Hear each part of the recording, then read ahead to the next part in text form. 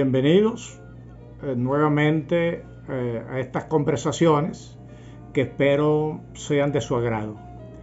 Desde nuestro primer programa hemos insistido en un concepto quizá novedoso, pero para mí sumamente importante. Creo que es importante para nuestra autoidentificación como cultura y como historia. La civilización latinoamericana, que es un poco la historia particular de cada sociedad, de cada periodo, pero que ha ido configurando una especie de identidad colectiva que en términos políticos y geopolíticos algunos utilizan la expresión de la patria grande. No solamente en el caso venezolano de la patria grande, pensando en la Gran Colombia, proyecto frustrado de Bolívar, sino en la patria grande latinoamericana, desde el sur del río Bravo, México, hasta la Patagonia, el Polo Sur, incluyendo al Brasil, que sí viene de lengua portuguesa, pero forma parte del complejo cultural de la península ibérica, con sus diferencias y particularidades, pero que no rompe el esquema fundamental del concepto de Hispanoamérica o Latinoamérica, ¿no? Y además las islas del Caribe, que como usted sabe, el Caribe fue muy disputado por las potencias en el siglo XIX, por las potencias europeas, y tenemos la presencia inglesa, francesa, danesa con las Islas Vírgenes, pero ya no, ya la compraron los Estados Unidos, la holandesa, y eso configura otras características adicionales con las Guayanas, la Guyana y la Guayana francesa, Surinam, etcétera, que, repito, configura un mosaico diverso, lleno de particularidades, pero que en términos culturales, civilizatorios y geopolíticos perfectamente pudiera ser identificado con este concepto abarcante de civilización latinoamericana. El concepto de identidad, normalmente en historia, o el principio de identidad en la historia, casi siempre surge por diferenciación o por negación. O sea, yo soy o nosotros somos lo que tú no eres, es decir, me diferencio de ti o qué es lo que me diferencia de ti. De hecho, así surgió el concepto de América Latina, o sea, la construcción verbal Latinoamérica o América Latina, si no me equivoco, en 1854, en Nueva York, producto de una gaceta, creo que eso ya lo expliqué, de Eugenio María de Hostos, patriota puertorriqueño que luchaba por la independencia de su isla, ¿no? Entonces, Latinoamérica en ese momento tenía un significado de no anglosajón, ya que el norte del continente era un continente, a pesar de la presencia francesa, la importante presencia francesa, en lo que hoy es parte de Canadá, el Quebec, y parte de lo que hoy es la mitad, el medio oeste norteamericano, pero dominaba, o sea, la presencia anglosajona, fundamentalmente inglesa, ¿no? Como es bien sabido. Entonces, bueno, este concepto civilizatorio se marca una geopolítica ya en el siglo XVI. O sea, realmente nosotros somos producto de una globalización temprana de la modernidad, la expansión europea, producto de múltiples circunstancias y adelanto técnico. Fue fundamental la navegación oceánica, en la medida que se dominó las tecnologías de la navegación oceánica, en donde Portugal jugó un grandísimo papel, y lo mismo la península italiana, las diversas ciudades marítimas italianas, se circunnavegó África, se llegó al continente asiático por la India, sur de Asia, y después a China y Japón, Corea, y también se empezó a navegar el Atlántico hacia el oeste, dentro de una teoría que todavía no se había empíricamente demostrado, que era la redondez de la Tierra. Bueno, Colón fue uno de esos tantos nombres, esos tantos navegantes, que intentó la aventura de llegar al este por el oeste, ¿no? Dada la redondez de la Tierra como hipótesis, todavía no demostrada. La demostración final la dio, como se sabe, el viaje de circunnavegación al mundo de Magallanes y que completó el Cano. Bueno, la idea principal es que quiero insistir en que somos una civilización y que nacimos ya dentro de una economía mundo, o sea, una globalización. Y lógicamente el motivo principal de intentar navegar el océano hacia el sur y hacia el oeste también era porque las luchas entre la llamada cristiandad europea y el mundo islámico, que controlaba el Medio Oriente y el norte de África, había interrumpido las tradicionales rutas comerciales con Oriente.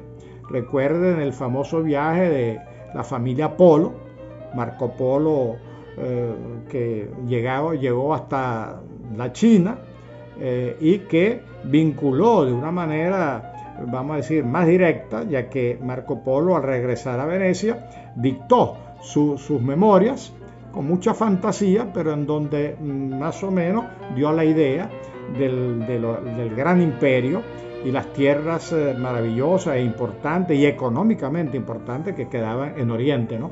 Bueno, en ese contexto es que surge realmente la tierra, el continente, que en ese momento no se llamaba América, tierra desconocida. Por eso nuestro primer nombre europeo es de Orbe Novo, el nuevo orbe. Cuando los viajes empezaron a identificar nuestros territorios de la futura América, de Orbe Novo. Ahora, en la medida que transcurría el siglo XVI, se navegaban todas las costas del continente americano, se navegaban sus principales ríos y se internaban en los territorios, se fue configurando pues ese imperio colonial en el sur, dominado por la monarquía española y la monarquía portuguesa, que en tiempo de Felipe II estuvo unido en un mismo trono, porque Felipe II, en un momento determinado, fue el rey de España y Portugal, y por consiguiente, durante un periodo de su reinado, también Brasil entró en su jurisdicción, para llamarlo así, ¿no? Y después, bueno, el Caribe, con todas las potencias europeas que ya he nombrado, y Norteamérica, fundamentalmente ingleses y franceses, ¿no? Y España llegó hasta los territorios actualmente norteamericanos de California, Arizona, Nuevo México, etcétera, ¿no? Que esa es otra historia que posiblemente tocaremos más adelante.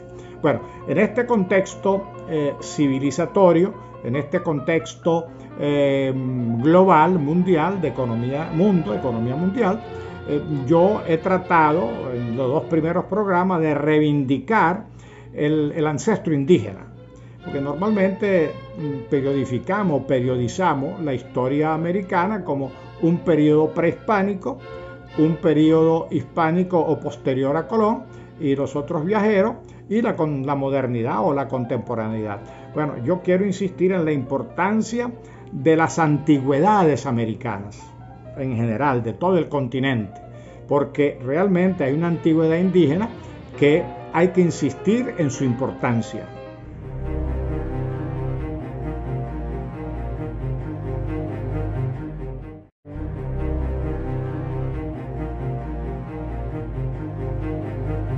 Bueno, seguimos conversando y ojalá sea del gusto de ustedes esta conversación, insistía en la idea importantísima de nuestros ancestros indígenas. Ahora, en el caso de México, ellos evidentemente que lo han asumido y han manejado toda la información pertinente, importante, ¿no? Y ahí hay una gran cultura. El epítome es la cultura azteca, pero realmente hay muchas simultaneidades culturalmente importantes, toltecas o antecedentes, etcétera, que configuran un mundo indígena extraordinario, con el aditamento del Imperio Maya, entre Guatemala, la península de Yucatán, el sur de Mérida, que también marcó profundamente esa región. El mundo andino, lo que serían las fronteras norte de Argentina y Chile hoy, y el sur de Colombia, que incluye actualmente pues, Ecuador, Bolivia, que era el Alto Perú, y zona adyacente, la cultura incaica, mientras que la cultura maya es transcurre básicamente en el primer milenio cristiano, aproximadamente por el siglo XII-XIII. La cultura azteca e incaica es simultánea con el siglo XV-XVI, que es la presencia europea en América, ¿no? En el continente americano. Igualmente, creo que hay que insistir mucho en el ancestro multicultural, pluricultural europeo. Cuando se habla del español o el hispano, ahí no es sencillo identificar culturalmente ese mosaico cultural. La península ibérica estuvo ocupada muchos siglos, por casi toda ella, por la cultura árabe, la cultura islámica, la cultura judía. Después hay grandes diferencias culturales entre vascos, que por cierto se considera una de las lenguas más antiguas y de origen desconocido en Europa, junto con el húngaro y el finlandés. Están los catalanes, están los gallegos, muy vinculados a la cultura galaico-portuguesa, o sea, al mundo portugués. Están los andaluces, con la presencia secular de muchos siglos de los llamados gitanos y andaluces, que son grupos humanos que vinieron durante muchos años, muchos siglos, de la India hacia el Medio Oriente y Europa. Y bueno, los castellanos, los leoneses, los asturianos, aragoneses. Bueno, es un mosaico muy diferenciado, a pesar de que políticamente se marcan en la corona española y hoy básicamente la nacionalidad España-Portugal, las naciones de España y Portugal. Entonces, bueno, ese mundo llega a América. En el caso venezolano, el primer medio siglo en el siglo XVI, prácticamente la llamada tierra firme fue manejada desde el punto de vista de la conquista y la búsqueda de riqueza por alemanes, los famosos Welser, ¿no? Que recibieron en pago o compensación de deuda, garantía de deuda de la monarquía con esa banca, ¿no? La banca de los Welser. Por ejemplo, en el caso de Maracaibo, el fundador fue un alemán. Próximamente, el 8 de septiembre, el 8 de septiembre, se conmemora la fundación de esa aldea, que era una aldea en ese momento, 1529, de paso, para recibir vituallamiento, o sea, reponer cosas, alimento, etc., de paso en la búsqueda de las rutas del Dorado. O sea, de Coro, Maracaibo, se llega a Bogotá, a Colombia, la hoy Colombia, ¿no? Nueva Granada. Y bueno, y así se va configurando el territorio con esa multiculturalidad europea. Y hay que agregar que muy tempranamente las raíces, las antigüedades, vamos a llamarlas así, o las raíces africanas, que en el caso venezolano, si no me equivoco, ya en Cubagua, alrededor de 1520, 28, etc., ya hay aproximadamente un poquito menos de un centenar de esclavos traídos para la búsqueda, la economía de las perlas, que fue nuestra primera economía realmente como país, con las salinas de Araya, ¿no? Bueno, Cubagua es nuestra primera ciudad en la isla de Cubagua. Bueno, entonces, como usted ve, también la raíz africana es una complicación étnica cultural, porque uno dice el africano, pero los africanos que eran traídos a América eran fundamentalmente lo que se llama África tropical, es decir, el África central, la parte central del continente, que estaba y está poblada por tribus diversas, lenguas diversas, creencias diversas, religiones diversas. Entonces, cuando ellos son esclavizados, normalmente el esclavo era un comercio no solamente transatlántico europeo, inglés, holandés, español, francés, sino que muchas veces quien vendía los esclavos negros africanos eran otros africanos, y concretamente del mundo árabe. estaban involucrados en esas caravanas de esclavos que eran vendidos en los puertos para venir a América. Y el sistema era tan inhumano, cruel y perverso que al llegar a los centros de distribución de esclavos para el continente, por lo menos para la parte de Centroamérica, México y norte de Sudamérica, que incluye a Venezuela, los esclavos en Jamaica o en La Habana, es decir, los centros de distribución de esclavos, mezclaban las diversas etnias y separaban las familias y separaban las tribus para que no se sublevaran una vez vendidos a los terratenientes y a los esclavistas del continente. Entonces, también esa raíz africana es multicultural. Entonces, en esa complejidad, creo que no se ha profundizado suficientemente en nuestra historiografía. En el caso, por ejemplo, de Uruguay y Chile, Uruguay y Argentina, ellos han negado durante muchos años que ahí hubiera grupos indígenas importantes o africanos. Hoy en día se sabe claramente que allí se desarrollaron políticas genocidas para acabar con los indios y negar la presencia africana o minimizarla. Se piensa que en algún momento en la ciudad de Buenos Aires había un 20% de personas de origen africano. Entonces solamente nosotros focalizamos la esclavitud por razones políticas hacia el norte. O sea, en Estados Unidos también hubo esclavitud y hubo genocidio indígena y el maltrato propio de la esclavitud.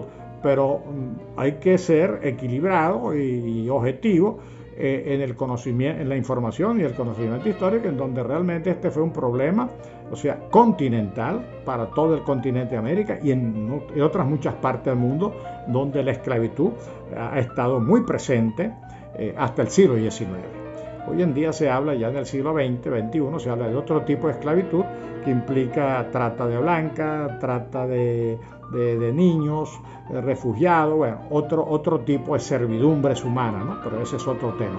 Entonces, bueno, yo he querido insistir en esta parte porque normalmente cuando miramos la historia particular de cada región de América, cada nación americana, pensamos que realmente nuestra historia se reduce a la tradicional periodización eurocéntrica, o sea, mundo prehispánico, mundo hispánico, colonial, independencia y república, ¿no? Y realmente nuestros pueblos son mucho más complejos que eso y estamos obligados a tener el conocimiento y a tomar conciencia de ello.